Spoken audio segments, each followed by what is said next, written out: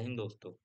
तो जैसा कि हमने लास्ट वीडियो में डिस्कस किया था बायोलॉजी का एनालिसिस विद सोर्स, आज हम डिस्कस करेंगे फिजिक्स की क्वेश्चन विद सोर्सेस जो कि यूपीएससी सीएपीएफ एसी एग्जाम 2024 की है। तो शुरू करते हैं हम फर्स्ट क्वेश्चन से। बेसिकली इस बार क्या हुआ है कि ट्रेंड चेंज हो गई है एंड हमेशा 10 क्वेश्चन 9 क्वेश्चन आते थे हमारे फिजिक्स से। बट इस बार क्या हुआ है कि हमारे फिजिक्स के बस 5 क्वेश्चन आए, ओनली 5 क्वेश्चंस, एंड बायोलॉजी के 7 एंड केमिस्ट्री के 11 एज आई ऑलरेडी डिस्कस्ड। तो इसमें हम देखेंगे कि कहाँ से वो आई है क्वेश्चन एंड उसके सोर्स क्या है एंड आगे फर्दर कैसी क्वेश्चन बनाई जा सकती है उसको डिस्कस करेंगे and how we can easily solve this question, क्योंकि क्वेश्चन ज़्यादा डिफिकल्टीज थी नहीं। बस एक ही क्वेश्चन थी न्यूमेरिकल बेस्ड, जो कि उसमें आपको प्रॉब्लम हो सकती है क्योंकि उसकी सोर्स हमें 11th और 12th में मिलेगी कंबाइंड। तो हम शुरू करते हैं हमारे पहले क्वेश्चन से, जो कि आया था कि which one among the following has the largest energy per photon, and options are X rays, ultraviolet rays, visible rays and infrared.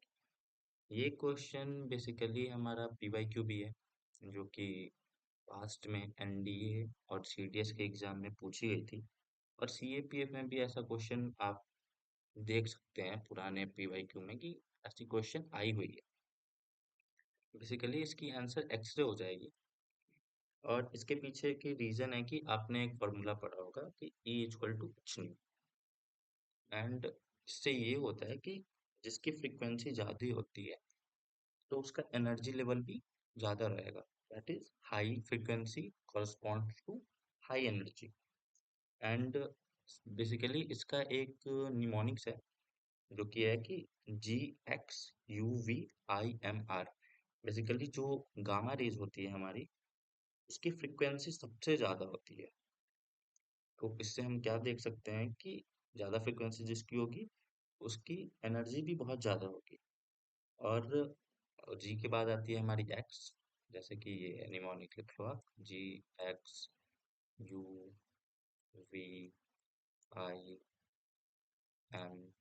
And are. तो इसमें जी की जो होती है वो सबसे ज़्यादा फ्रिक्वेंसी होती है। एक रुको, मैं बताता हूँ।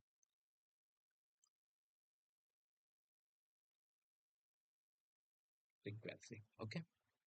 तो फ्रिक्वेंसी जी की बहुत ज़्यादा होती है, तो उसकी एनर्जी भी ज़्यादा होगी। उसके बाद आती है हमारी एक्स रेज की, उसके बाद आती है अल्ट्रावायलेट रेज, फिर विजिबल रेज, फिर infrared and then further. And और सबसे ज़्यादा वेवलेंथ होती है हमारी रेडियो वेव की। तो बेसिकली इस क्वेश्चन में पूछा गया है कि लार्जेस्ट एनर्जी पर फोटोन किसकी है। तो इसका आंसर एक्स रे हो जाएगा। अगर गामा रेज होती देन ऑप्शन में, देन उसका आंसर गामा रेज हो जाता। बेसिकली ये क्वेश्चन से हमेशा या तो आपको वेवलेंथ पे क्वेश्चन पूछ देते या फोटोन पे क्वेश्चन पूछ देते। तो आप ये निमोनिक्स याद रखेंगे, it will easy for you कि ऐसे क्वेश्चन आप सॉल्व कर सके बहुत इजीली। वो फर्स्ट क्वेश्चन की आंसर हो गई एक्स रेज। एंड हम दूसरा क्वेश्चन डिस्कस करते हैं, जो कि आई थी कि which one of the following is the audible range of hearing for humans. ये क्वेश्चन आपके क्लास 9th में मिलेगी, चैप्टर नंबर 9 साउंड। ये बहुत इजी क्वेश्चन थी, बहुत ही इजी, जो कि आप इजीली सॉल्व कर सकते हैं। इसकी आंसर सीधा सीधा तो आपकी 20 हर्ट्ज टू 20 किलो हर्ट्ज हो जाएगी। और मैं सोर्सेस दिखाता हूँ। सोर्सेस ये है कि the audible range of sound for human being extend from 20 hertz to 20,000 hertz. अगर आप 20,000 हर्ट्ज को चेंज करेंगे किलो हर्ट्ज में, तो ये 20 किलो हर्ट्ज हो जाएगी। एज आपको पता ही होगा कन्वर्ट कैसे होता है, किलो को किलो में कन्वर्ट कैसे होंगी वो चीज़। और इसका ये भी है कि आप देख सकते हैं कि जैसे हमारे बुक्स के एंड में समरी दी हुई होती है, तो समरी में ये पॉइंट मेंशन है कि the audible range of hearing for average human being is the frequency range of 20 hertz to 20 kilo hertz. और ऑप्शन भी हमारी यही है, तो ऑप्शन नंबर बी सही हो जाएगी। और इसमें आपको और भी क्वेश्चंस आ सकते हैं, जैसे कि इंफ्रासाउंड हो गई, इंफ्रासोनिक साउंड हो गई, अल्ट्रासोनिक साउंड हो गई, एंड उसके यूजेस क्या हैं, एंड कौन से एनिमल है जो कि वो साउंड प्रोड्यूस करते हैं। तो मैं आपको सिंपली बता देता हूँ कि sound of frequency below 20 hertz are called infrasonic sound. And dinosaurs ये कम्युनिकेट करते हैं इस साउंड में, वेल करते हैं, एलिफेंट करते हैं। इवन अर्थक्वेक भी हमारी प्रोड्यूस करती है इंफ्रासोनिक साउंड। और वैसे ही हम देखेंगे कि frequency higher than 20 kilohertz are called ultrasonic sound. ठीक है। और इसमें आ जाएंगे आपके एग्जांपल्स में डॉल्फिन, बैट्स, क्रोकोइन्स, moths, rats also play games by producing ultrasonic sound.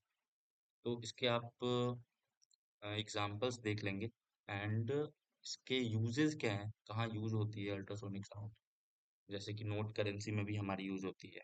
तो इसको आप पढ़ लेंगे क्योंकि क्वेश्चन पूछ सकती है कि कहाँ इसके यूजेस हैं एंड कौन सी साउंड कैसे है, जैसे कि इसमें पूछा। बहुत इजी क्वेश्चन था ये, तो आप इजीली इसको सॉल्व कर सकते हैं। अब हम चलते हैं क्वेश्चन नंबर थर्ड पे। बेसिकली क्वेश्चन नंबर थर्ड है कि which one among the following does not have any linkage with the phenomenon of electromagnetic induction। ये आपको इलेक्ट्रोमैग्नेटिक इंडक्शन में मिल जाएगा क्लास 10th के चैप्टर 13 में। और जब आपने अगर इसका पढ़ा होगा, ये अगर इलेक्ट्रोमैग्नेटिक टॉपिक पढ़ा होगा, अगर तैयार किया होगा और उसके एप्लीकेशन बेस्ड क्वेश्चंस आपने सॉल्व किए होंगे और एप्लीकेशंस उसके पढ़े होंगे, तो आप इसमें देखेंगे कि आप इजीली एलिमिनेट कर सकते हैं ऑप्शन नंबर डी को। क्योंकि इलेक्ट्रिक ट्रांसफार्मर हमने पढ़ा है उसमें, इंडक्शन कुकर भी पढ़ा है हमने, गैल्वेनोमीटर भी पढ़ा है, but as such electron microscope हमने ऐसा कुछ देखा नहीं है। तो आप आराम से इस क्वेश्चन को सॉल्व कर सकते हैं bye eliminating option number D.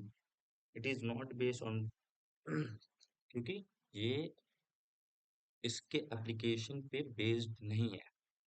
ठीक है। तो क्वेश्चन नंबर 10 जो कि सेट ए की है, तो इसका आंसर आपका हो जाएगा ऑप्शन नंबर डी, बहुत इजीली। चौथा क्वेश्चन देखते हैं, which one of the following heat transfer mechanism does not required a medium. ये क्वेश्चन की सोर्स आपके क्लास 7th में मिलेगी, चैप्टर 4 हीट में। तो हीट में बताया गया है कि कंडक्शन भी बताया गया है, कन्वेक्शन भी बताया गया है, रेडिएशन भी बताया गया है, एंड कोलिजन भी बताया गया। इसका आपका सीधा सीधा आंसर हो जाएगा रेडिएशन। और मैं रीजन बताता हूँ, क्योंकि ये कंडक्शन है, the process by which heat is transfer from the hotter end to the cooler end. अगर एक हॉटर एंड की तरफ से कूलर एंड की तरफ हीट ट्रांसफर होती है, जैसे कि हम तवा यूज करते हैं जिसमें हैंडल ना लगा, तो हमारी जो वाटर पार्ट होती है जो कि चूल्हे पे होती है, अगर हम उसको हीट करेंगे तो वो हीट ट्रांसफर हो जाती है हमारे हैंडल की तरफ, तो वो गर्म हो जाती है। उसको सिंपल टर्म्स में कंडक्शन बोलते हैं। सेम एज कन्वेक्शन भी है, इसको पढ़ लेंगे। एंड इसमें एक पैराग्राफ लिखी हुई कि the transfer of heat bye radiation does not require any medium. जो रेडिएशन है उसको कोई भी मीडियम नहीं चाहिए। एंड क्वेश्चन भी वही है कि which one of the following heat transfer mechanism does not required a medium. Basically आपकी नॉट पे फोकस बहुत करेंगे, क्योंकि होता क्या है कि हम ये छोड़ देते हैं, भूल जाते हैं, शायद ध्यान में नहीं रहता, और इसकी वजह से हमारे क्वेश्चन गलत हो जाते हैं। तो इस पे फोकस आपको बहुत ज्यादा करना होगा, नॉट पे। फिर कोई ऐसी वर्ड आई, ओनली, तो उस पे आपको दिमाग को शार्प रखना होगा उस टाइम पे, कि वो वर्ड पहले ही मार्क कर लो, क्योंकि ताकि आपको अगर आता हुआ क्वेश्चन आपका गलत ना हो। तो इसके आंसर रेडिएशन होगी बेसिकली। सन जो हीट सन से जो हीट आती है उसको हम रेडिएशन कहते हैं, बट उसके लिए कोई भी मीडियम हमें चाहिए नहीं। तो इसकी आंसर हो जाएगी आपकी रेडिएशन। और हम लास्ट क्वेश्चन डिस्कस करते हैं। इसका एज सच कोई सोर्सेज तो मेरे पास नहीं है, बेसिकली ये 11th एंड 12th को मिला के एक क्वेश्चन बना है ये। एंड इसका आपको आंसर बता सकता हूँ मैं, जो कि ऑप्शन नंबर डी है इसका आंसर। एंड इसके सोर्सेज मैं आपको अभी प्रोवाइड नहीं करवा पा रहा हूँ due to some reason. And बस फिजिक्स में यही 5 क्वेश्चन पूछी गई थी, और जो कि बहुत इजी थी, जिसमें से ये आप 4 क्वेश्चन बहुत इजीली बना सकते हैं, बहुत इजी। और आप अपना मेरिट सिक्योर कर सकते हैं। तो थैंक यू। और आगे हम डिस्कस करेंगे अगले वीडियो में केमिस्ट्री के सोर्सेस और कहाँ से क्वेश्चन आई हुई है। तो thank you, that's all for today. जय हिंद दोस्तों।